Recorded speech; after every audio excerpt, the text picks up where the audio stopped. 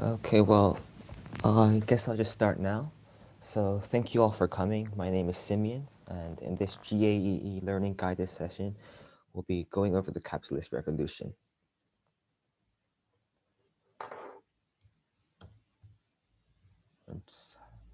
Okay, so in this, we'll be covering, we'll begin with a brief introduction, and then we'll cover inequality and hockey stick growth.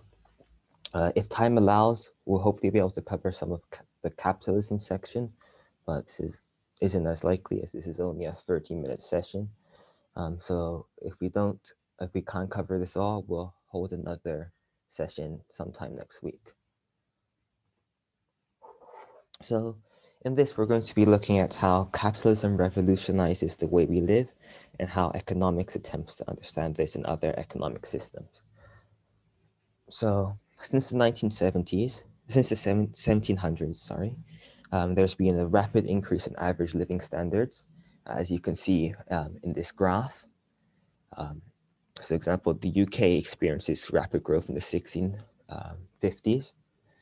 And so this was associated with the emergence of a new economic system called capitalism, in which private property, markets, and firms play a major role.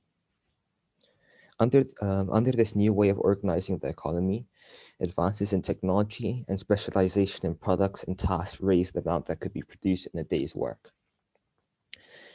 This process, which we call the capitalist revolution, has been accompanied by growing threats to our natural environment and by unprecedented global economic inequalities. And economics is the study of how people interact with each other and with the natural environment in producing their livelihoods. So in this unit, we'll be covering economic inequality and divergence, the technological revolution and growth, the role of capitalism in economic growth, and the importance of the government in capitalist economies.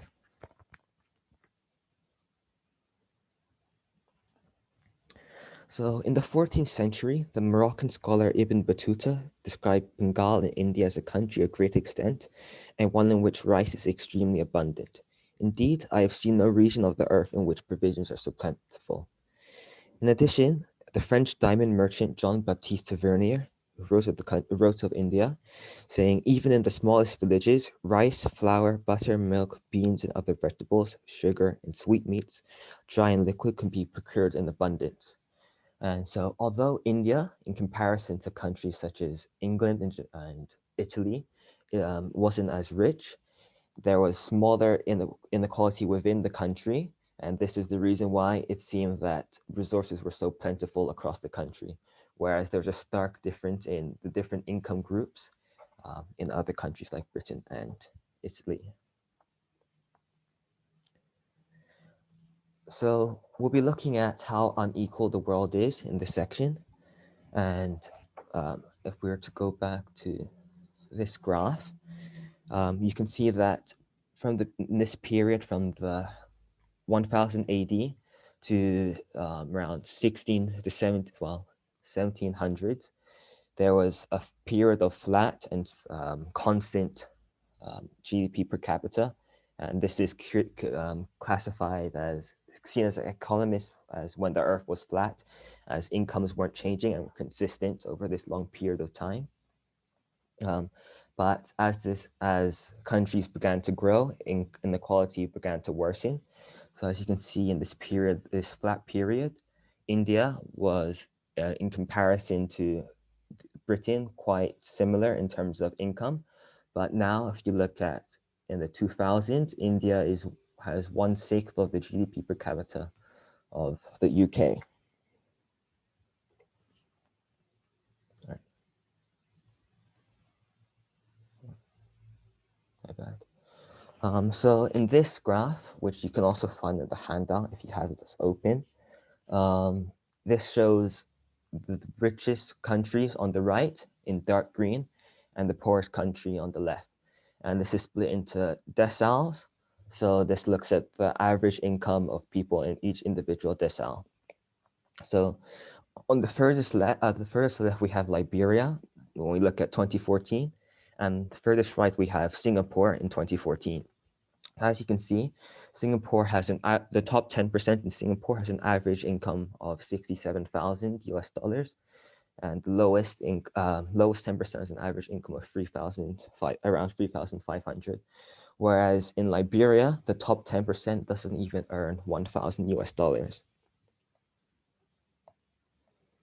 So this shows the level of income inequality between countries, as the poorest 10% in Singapore earns significantly more than the richest 10% in Liberia. Similarly, in Norway, the lowest 10%, which is the second richest in terms of GDP per capita, the lowest 10% earns double what the richest 10% does in Nigeria. So as you can see, when we're looking at the graph in 1980, the rich don't have as much money as they do in comparison to the other groups, as the skyscraper isn't as high. But surely as we progress, it becomes a bit more clear in the 1990s as more skyscrapers appear and the height of these skyscrapers also increases. And this is also shown in the 2014 graph, which is a continuation of this. And even in lower income countries, skyscrapers are beginning to develop and grow in height. So although when we look at Singapore is the richest country in terms of GDP per capita, there is a big difference between the richest 10% and the poorest 10%. And one measure which is typically used to measure inequality within a country is the 90-10 method. You also may have heard of the 80-20, but basically the 90-10 method takes the average income of the top quintile, the top 10% top decile, and divides this by the average income of the bottom decile. So Norway, which is quite equal, has a 90-10 ratio of 5.4, whereas America, which is the third richest in terms of GDP per capita, has one of 16. And when we look at Botswana in South Africa, it is incredibly unequal, and the 90-10 ratio is 145. And although it's hard to see in the graph, this also exists in poor countries. For example, Nigeria has a 90-10 ratio of 20, and India has a 90-10 ratio of 22. So unlike how it was before, where the way you're born, where there's not much shifting in economic status, and those who remain poor often stay poor. As you can see, China, when we look at the net graph in 1980, is quite far right and was one of the poorest countries. But as we look at when we look at 1990, it's gradually getting richer, and in 2014, it is one of the richer countries in terms of GDP per capita, but it is still much poorer than countries like Singapore and the UK and the US, which experienced their period of growth before the 19th centuries. So one question I have, which you can find in your handout, is what do you think a skyscraper figure, like in figure 1.2, would have looked like at the time of Ibn Battuta? And so this time was in the early to mid 14th century. And could you just please put your answers in the chat? Just give you around 30 seconds to do so.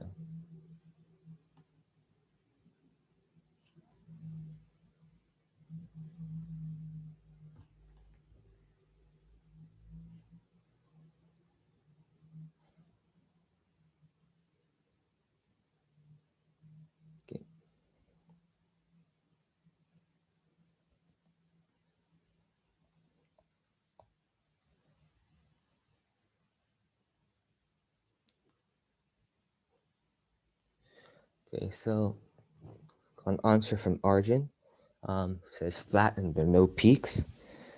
Actually, within countries, there was inequality, and there is differences between the deciles relative to there are today. but there is a much less profound difference when you compare different countries. So as you can see now, there's a big difference in Liberia when you look at Liberia and Singapore.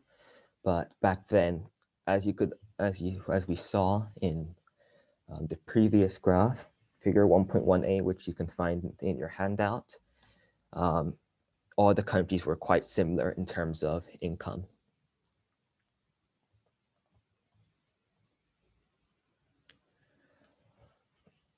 So as there was not much of a change in income as from um, 1000 AD to the 1700s, there is not much of a change in living standards. And one way that we measure living standards is by using GDP per capita. So GDP is gross domestic product, and it is the total output in the country over a period of time. And we typically look at it per annum, so every year. And to make it an average, we divide it by the total population, so it's GDP per capita.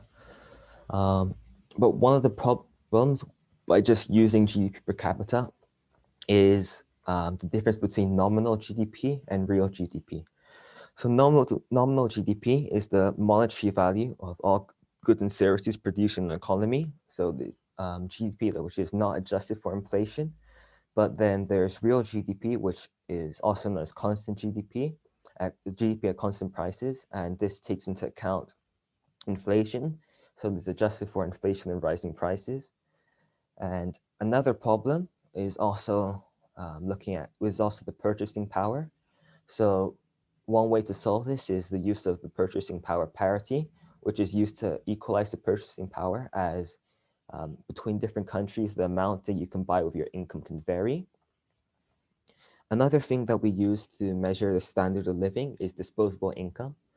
So disposable income is your total income, which can be gained from rent or your assets or from in exchange of labor, or welfare payments, which are government transfers, such as unemployment benefits or some disability pay, and you take away your taxes. So one reason why disposable income is used and considered a decent measure for living standards is that it shows how much a consumer can purchase with their income, purchase things such as food, shelter, and other basic necessities without having to borrow or go into debt. But it is also like GDP per capita, imperfect measure of the well-being. And this is mainly because it doesn't factor in a lot of non-monetary things which influence our standard of living. So, for example, things such as the quality of our environment and our social environment influence our standard of living. So, if we have better friends or breathe cleaner air, have cleaner water, this will influence our standard of living positively. Similarly, it doesn't take into account the amount of leisure time someone has. So if we were to be working for an extended period of time and thus earn more money, um, our income will rise, and so GDP per capita will rise. But this might not be a good reflection, as if we have less time for ourselves, we might feel more stressed and less happy in general, and our standard of living will be lower. It also doesn't take disposable income also doesn't take into account public goods, which are goods provided by the government, such as healthcare, education, and national defense, which will all positively affect our standard of living. And then also, this doesn't apply to both. This applies to both. GDP per capita and disposable income don't take into account non-marketed output, which includes volunteer work and work that we do at home, such as house cleaning and cooking for ourselves, as we aren't selling a product.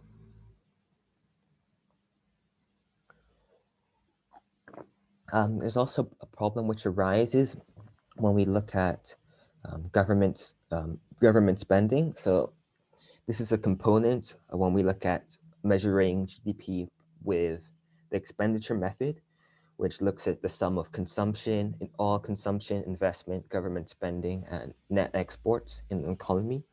So one problem which arises with government spending is that as this is something which is not solved, it's very hard to place a value on it. Unlike when we are purchasing an apple from a supermarket, it could be 50p.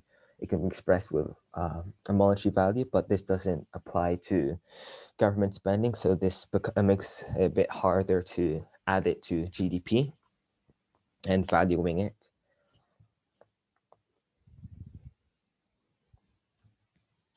Okay, so now we're going to look at hockey stick growth. So as we saw in the previous in the graph figure 1.1a, there was a period where incomes weren't changing and it was a straight line. And these flat lines are the period where income wasn't rising. But then the curve part, as the top of the hockey stick, this is when countries begin to experience rapid sustained growth.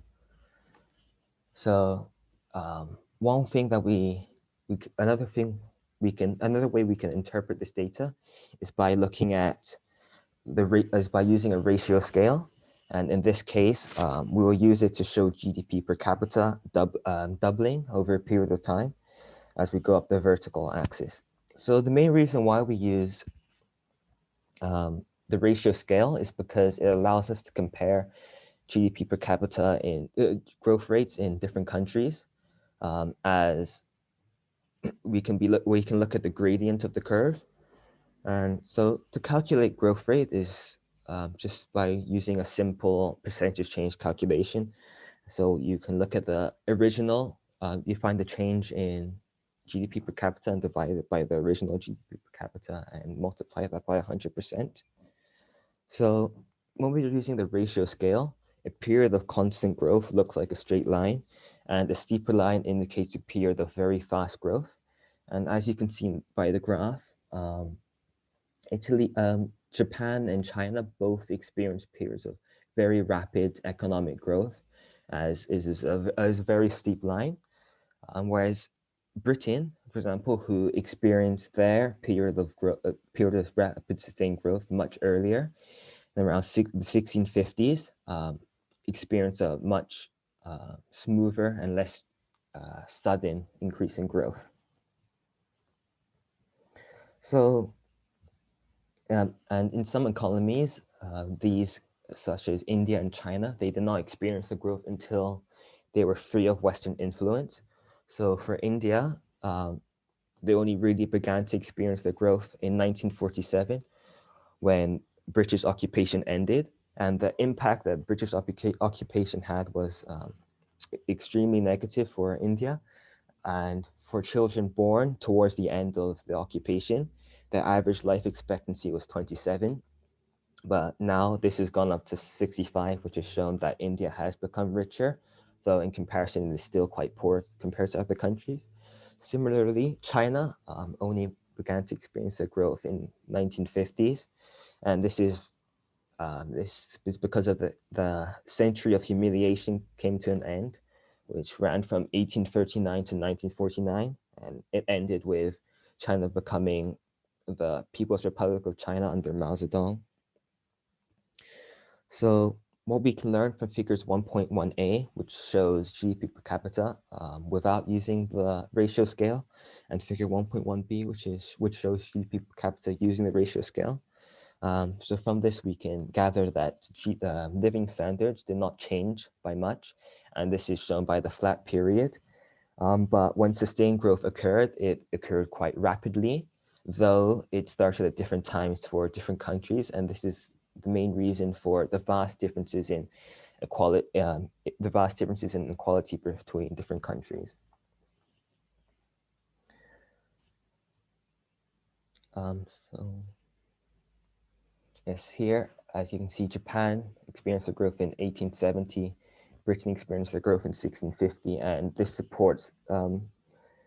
is supported by the graph where it shows that Japan and Britain are one of the two richest countries on the graph, whereas India and China, who experienced their growth quite late, are much poorer in comparison. So now we'll be looking at the technological revolution. So you can see technology is the description of a process using a set of materials and other inputs, including the work of people and machines to produce an output. So this is the economic definition.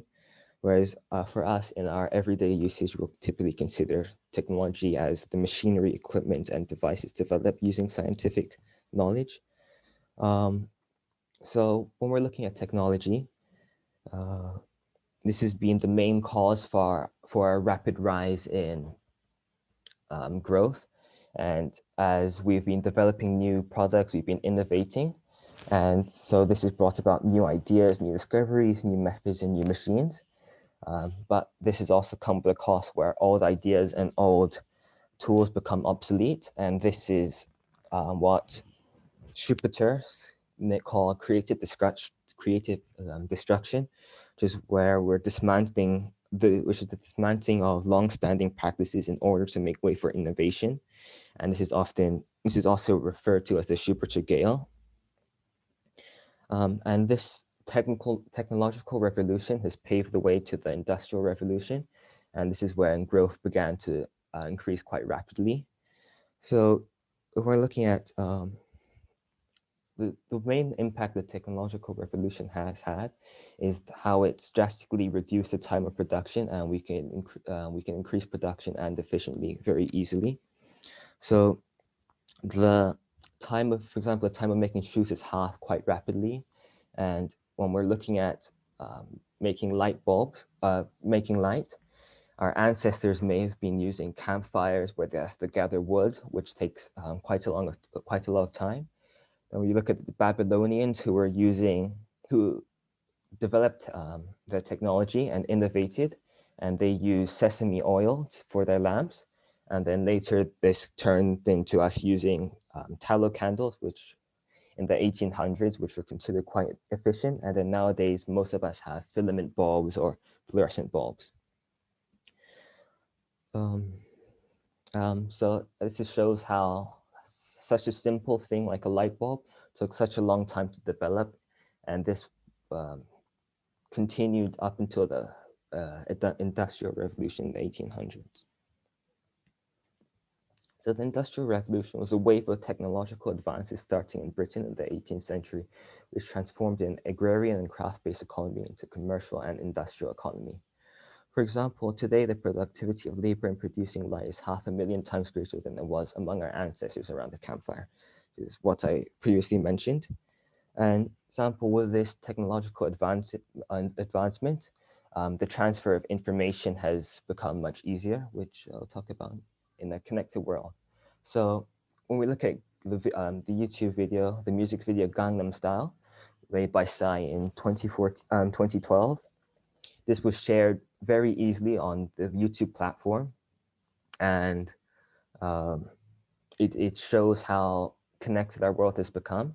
For example, as you can see in this graph, when we're looking at the news, when Lincoln became president took quite a long time to deliver it across the world. So nowadays we can read our news quite easily.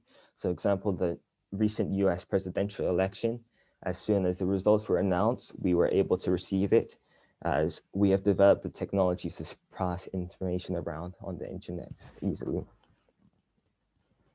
So, for example, previously during in ancient Rome and ancient Egypt, the time it took for news to travel was at the rate of 1 mile per hour, and this even became slower around 1,500 years later between Venice and other cities around the Mediterranean. Now we'll be looking at the economy and the environment. So although we have experienced these great improvements in our standard of living with growth, this has also come at a cost. So the environment is an integral part of our growth, as it provides us with the natural resources used in the production process. So raw materials such as wood and oil are typically used in production, but these resources are also finite, and this introduces the topic of scarcity, where goods are finite in supply and non-renewable. So there are problems which affect the environment, which are resource depletion and environmental degradation. So resource depletion is where we're using our resources at a rate which exceeds their natural rate of replenishment. And environmental degradation is where we're over-exploiting our natural resources, where their quality decreases and they become more efficient. And this is shown by, for example, desertification in China, where areas of land have been used up too much and become dry, incredibly dry. So as you know, one of the big consequences of our growth is climate change, which has been caused by the production of carbon dioxide, excessive production of carbon dioxide. And this also influences our health negatively as due to pollution, which is a local impact, deforestation, such as what there's been in the Amazon. And since 1990, it's been estimated that 6 million hectares of forest land has been destroyed. But as you've shown with the light bulb example, technology may provide the solution. So basically with a light bulb, it took a lot of resources were required, a lot of oil is required to light a typical lamp, which was used before. But nowadays, we use less resources and the process is as a whole more efficient. So other things like solar energy, hydro, electric sources, and wind power can pave a way for new uses of technology to improve the environment. So we won't have to use fossil fuels. So I think that's what we have for time. So I'll have some questions if anyone does have any, and so please put it in the chat and I'll answer if I can.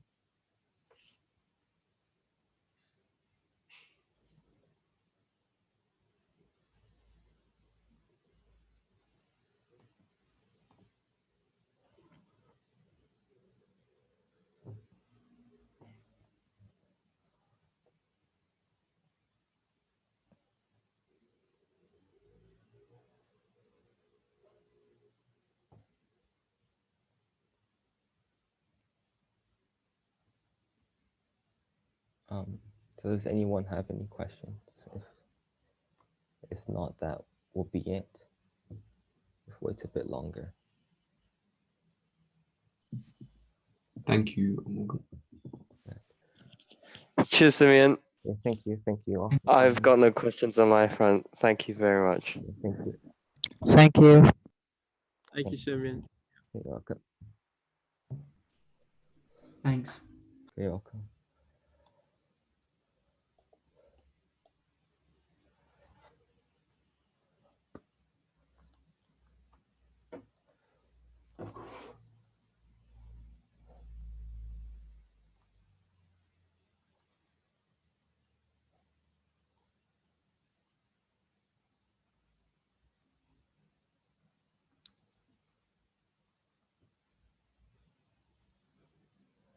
Oh.